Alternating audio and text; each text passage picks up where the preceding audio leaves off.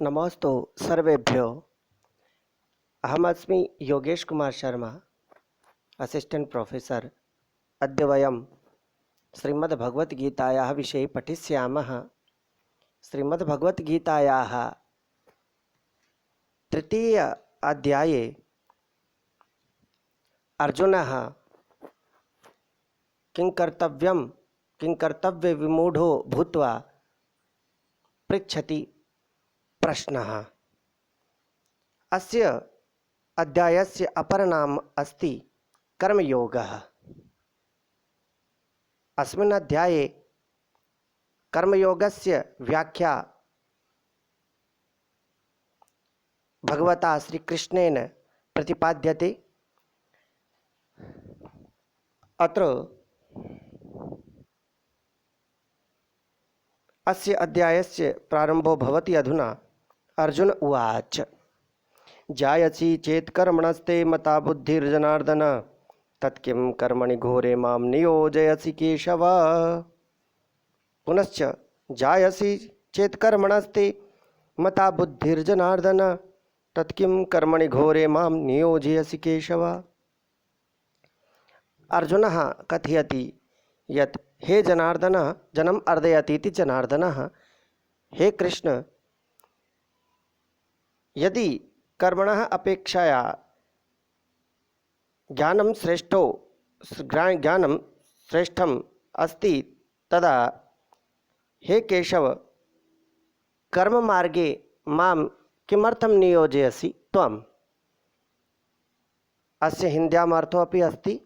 अर्जुन बोले, हे जनार्दन, यदि आपको कर्म की अपेक्षा ज्ञान श्रेष्ठ मान्य है, तो फिर हे केशव, मुझे भयंकर कर्म में क्यों लगाते हो।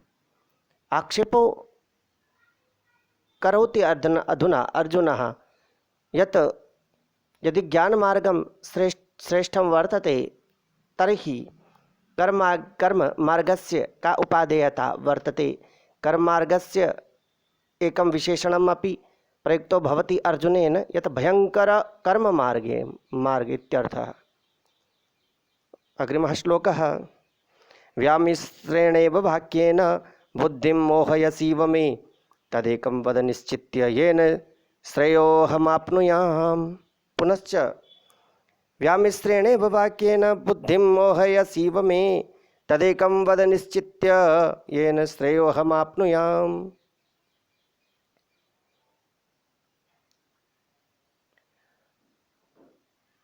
व्यामिश्रेणेव वाक्येन अर्थात मिश्र वाक्य कारणात् मदीया बुद्धि अपि संकीर्णा अधुना जायते। तस्माच्च कारणात् एकमेव मार्गं कथय येन अहं श्रेयो आप्नुयाम् इति संस्कृते अस्य अर्थो अपि वर्तते। हिंद्याम् अस्य अर्थो वर्तते यत् आप मिले हुए से वचनों के द्वारा मेरी बुद्धि को मानो मोहित कर रहे हैं, इसलिए एक बात को निश्चित करके कहिए जिससे मैं कल्याण को प्राप्त हो जाऊं। अधुना श्री भगवानुवाच, लोके अस्मिन् द्विधा निष्ठा पुरा प्रोक्ता मया नघ, ज्ञान योगेन सांख्यानां कर्म योगेन योगिनाम्।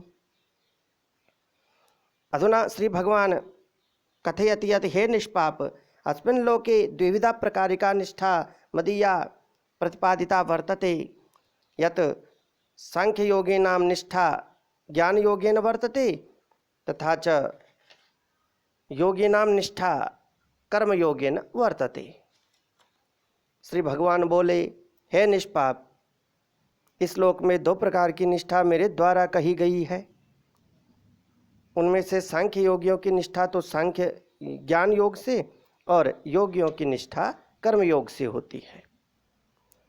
फल और आसक्ति को त्याग कर भगवत आज्ञानुसार केवल भगवत अर्थ समत्व बुद्धि से कर्म करने का नाम निष्काम कर्म योग है। इसी को समत्व योग, बुद्धि योग, कर्म योग, तदर्थ कर्म योग, मदर्थ कर्म योग, मत कर्म योग आदि नामों से भी कहा गया है। इति नाम्नापि व्यपदिश्यते।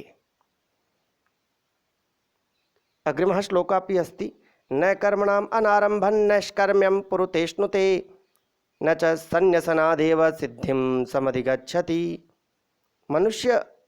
मनुष्यः कर्मणः अनारंभात् निष्कर्मतामपि न प्राप्नोति तथा कर्मणः त्यागमात्रादपि सांख्यनिष्ठां न प्राप्नोति। हिंद्याम् अस्य अर्थो वर्तते यत् मनुष्य न तो कर्मों का आरंभ किए बिना निष्कर्मता को यानी योग निष्ठा को प्राप्त होता है और न कर्मों के केवल त्याग मात्र से सिद्धि यानी सांख्य निष्ठा को ही प्राप्त होता है। अग्रिमः श्लोकः अपि अस्ति। नहि कश्चित् क्षणमपि जातु तिष्ठत्य कर्मकृत् कार्यते हि अवशः कर्म सर्वः प्रकृतिजैर्गुणैः। पुनश्च श्रूयताम्।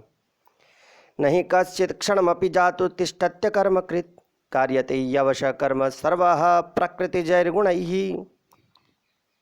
निस्सन्देहः कोऽपि मनुष्यः कस्मिंश्चिदपि काले क्षणमात्रमपि कर्म बिना न भवति। अर्थात प्रतिक्षणमेव मनुष्यः कर्म करोत्येव। यस्मात् यतो हि संपूर्ण मनुष्य समुदायः प्रकृतिजनित गुणैः परवशो भूत्वा कर्म कर्तुं बाध्यो भवति। क्योंकि संपूर्ण मनुष्य समुदाय प्रकृति जनित गुणों द्वारा परवश हुआ कर्म करने को बाध्य होता है। इसलिए कर्मणः आवश्यकता भवत्येव। कर्मणः आवश्यकता भगवता कृष्णेन पूर्णरूपेण प्रतिपादिता यत् कोऽपि क्षणमात्रमपि कर्म विहाय मनुष्यः न वर्तते। कर्मस्य आवश्यकता तो भवत्येव। अतः निरन्तरं कर्म करणीयं। चरेवैति चरेवैति इति ऐतरोपनिषदि अपि। धन्यवादः।